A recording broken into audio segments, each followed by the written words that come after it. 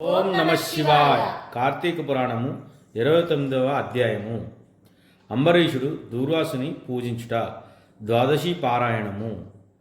అత్రి మహాముని అగస్త్యుల వారితో ఈ విధంగా సుదర్శన చక్రము అంబరీషనకు అభయమిచ్చి ఉభయులను రక్షించి భక్తకోటికి దర్శనమిచ్చి అంతర్ధానమైన వైనము చెప్పి తిరిగి ఇట్లు నడవ నారంభించెను.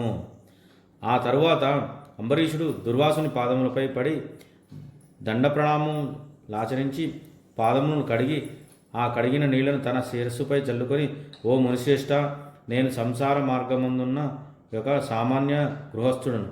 నా శక్తి కొలది నేను శ్రీమన్నారాయణుని సేవింతును. ద్వాదశి వ్రతము చేసుకొనుచు ప్రజలకు ఎట్టి కీడు రాకుండా ధర్మవర్తనుడై రాజ్యమేలుచున్నాను. నా వలన మీకు సంభవించిన కష్టమునకు నన్ను మన్నింపుము. మీ ఎడల నాకు అమితమైన అనురాగం ఉండుట చేతనే తమకు ఆతిథ్యం ఇవ్వాలని ఆహ్వానించితిని. కాన నా ఆతిథ్యమును స్వీకరించి నన్నును నా వంశమును పాపమును చేసి కృతార్థుని చేయుడు.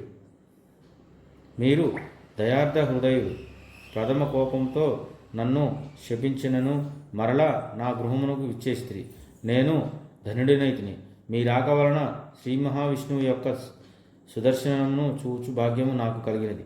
అందులకు నేను మీ ఉపకారము మరవలేకున్నాను. మహానుభావ, నా మనస్సంతోషంచే మిమ్మెట్లు స్థుతింపవలయునో నా నోట పలుకులు రాకున్నవి. నా కండ్ల వెంట వచ్చు ఆనంద బాష్పములతో తమ పాదములు కడుగుచున్నాను. తమకు ఎంత సేవ చేసినను ఇంకనూ రుణపడి ఉందును. కాన ఓ పుణ్యపురుష, నాకు మరలా నరజన్మ రాకుండా ఉండేటట్లును సదా మీ బోటి మునిశిష్యుల ఎందును ఆ శ్రీమన్నారాయణ ఎందును మనస్సు గలవాడవై ఉండనున్నట్లు నన్ను ఆశీర్వదించడని ప్రార్థించి సహపంక్తి భోజనమునకు దయచేయమని ఆహ్వానించను. ఈ విధముగా తన పాదములపై పడి ప్రార్థించుచున్న అంబరీషుని ఆశీర్వదించి, రాజా, ఎవరు ఎదుటివారు బాధను నివారణ గావించి ప్రాణములు కాపాడుదురో, ఎవరు శత్రువులకైనను శక్తి కొలది ఉపకారం చేయుదురో అట్టివారు తండ్రితో సమానమని ధర్మశాస్త్రమును తెలియచేయుచున్నవి. నీవు నాకు ఇష్టుడవు, తండ్రితో సమానమైనావు. నేను నీకు నమస్కరించున్నో నాకంటే చిన్నవాడవట వలన నీకు ఆయుక్షీణం కలుగును. అందుచేత నీకు నమస్కరించట్లేదు. నీవు కోరిన ఈ స్వల్ప కోరికను తప్పక నెరవేర్చేదను.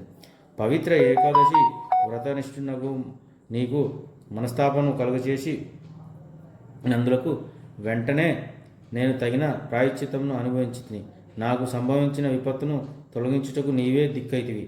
నీతో భోజనం చేయుట నా భాగ్యము గాక మరొకటి అగునా అని దుర్వాస మోహముని పలికి అంబరీషుని అభీష్టము ప్రకారము పంచభక్ష పరమాన్నములతో సంతృప్తిగా విందారగించి అతని భక్తిని కడుగంగుడు ప్రశంసించి అంబరీషుని దీవించి సెలవు పొంది తన ఆశ్రమముకు వెళ్ళెను. ఈ వృత్తాంతమంతయు కార్తీక శుద్ధ ద్వాదశి దినమున జరిగినది. కాన ఓ అగస్త్య మహాముని, ద్వాదశి వ్రత ప్రభావం ఎంతటి మహత్యము కలదో గ్రహించితి గదా. ఆ దినమున విష్ణుమూర్తి క్షీరసాగమందున శయ్యపై నుండి లేచి ప్రసన్న మనస్కుడై ఉండును. కనుకనే ఆ రోజున కంతటి శ్రేష్టం మహిమము కలిగినది. ఆ దినమున చేసిన పుణ్యము ఇతర దినములలో పంచదానములు చేసినంత ఫలమును పొందును. ఏ మనుషుడు కార్తీక శుద్ధ ఏకాదశి రోజున శుష్కోపవాసముండి పగలల్లా హరినామ సంకీర్తన గడిపి ఆ రాత్రంతయు పురాణము చదువుతూ లేక వింటూ జాగరణ చేసి ఆ మరునాడు అనగా ద్వాదశి నాడు తన శక్తి కొలది శ్రీమన్నారాయణుని ప్రీతి కొరకు దానములిచ్చి బ్రాహ్మణులతో గుడి భోజనం చేయునో అట్టివాని సర్వపాపములు ఈ వ్రత ప్రభావం వలన పటాపంచలైపోవును. ద్వాదశి దినము శ్రీమన్నారాయణకు ప్రీతికరమైన దినము కనుక ఆనాడు ద్వాదశి గడియలు తక్కువ విన్నను ఆ గడియలు దాటకుండానే భుజింపవలేను. ఎవరికైతే వైకుంఠంలో స్థిరనివాసం ఏర్పరచుకుని ఉండాలని కోరిక ఉండునో అట్టివారు ఏకాదశి వ్రతము ద్వాదశి వ్రతము రెండునూ చేయవలను. ఏ ఒక్కటి విడవకూడదు. శ్రీహరికి ప్రీతికరమగు కార్తీక శుద్ధ ద్వాదశి అన్ని విధముల శ్రేయస్కరమైనది. దాని ఫలితము గురించి ఎంత మాత్రము సంశయింపకూడదు.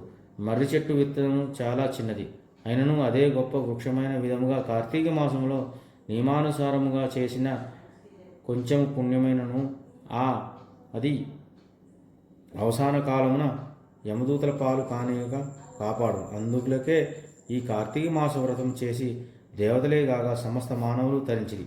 ఈ కథ ఎవరు చదివినను లేక వినను సకలైశ్వర్యములు సిద్ధించి సంతాన ప్రాప్తి కూడా కలుగును అని అత్రి మహాముని అగస్త్యునికి బోధించిరి. 29వ రోజు పారాయణము సమాప్తము. ఓం నమః శివాయ.